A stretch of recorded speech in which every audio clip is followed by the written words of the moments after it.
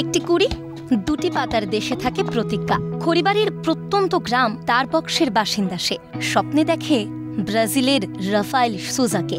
মার্তা হয়ে দাঁড়ায় তার প্রধান প্রতিপক্ষ। ছোটবেলা থেকেই ফুটবল ঘিরে যাবতীয় স্বপ্ন প্রতিজ্ঞার।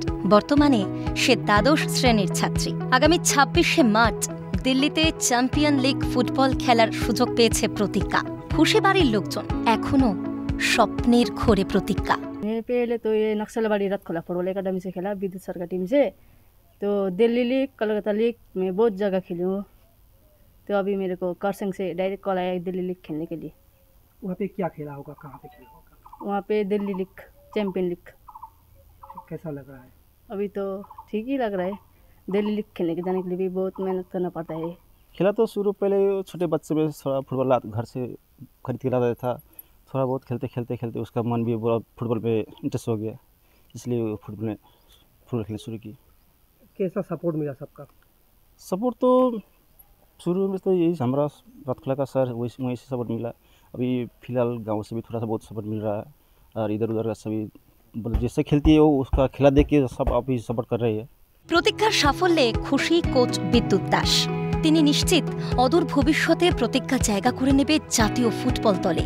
আশালতা দেবের সঙ্গে ভাগ করে নেবে ড্রেসিং রুম। প্রচণ্ড খুশি। রতখোলা ফুটবল একাডেমি থেকে প্রথম আমি বাড়ি থেকে নিয়ে যেতাম ফুটবল প্র্যাকটিস করাতে। আজকে দিল্লি খেলছে, দিল্লি ফুটবল লিগ খেলবে। এর আগে মোহামেডানে খেলেছে, অনেক জায়গায় খেলেছে। ম্যান অফ দ্য ম্যাচ পুরস্কার নিয়ে এসছে। প্রতিজ্ঞা আরও আগে যাক। আমি চাচ্ছি প্রতিজ্ঞা একদিন, আমার মনে হয় মনের ভিতর থেকে যেই আছে ইচ্ছাটা আছে যে প্রতিজ্ঞা একদিন ইন্ডিয়ার টিমে হয়তো ফুটবল খেলবে, মহিলা টিমে। চা শ্রমিকের ঘরের মেয়ে প্রতিজ্ঞা, অভাব প্রতি পদে পদে। তা সত্ত্বেও কলকাতা, দার্জিলিং, কার্শিয়াং সহ একাধিক খেলায় সেরা পুরস্কার ছিনিয়ে নিয়েছে প্রতিজ্ঞা। সামনে বড় ময়দান। সাফল্য পেতে হবে তাকে। সাফল্য পেতে হবে নিজের জন্য, পরিবারের জন্য এবং নিজের গ্রামের জন্য। কেউ চেনে না তাদের, কেউ চেনে না তার গ্রামকে। জগৎ সভায় নিজের গ্রামের মুখ উজ্জ্বল করতে হবে প্রতিজ্ঞাকে। পিকাই ঘোষের রিপোর্ট, ক্যালকাটা টেলিভিশন নেটওয়ার্ক।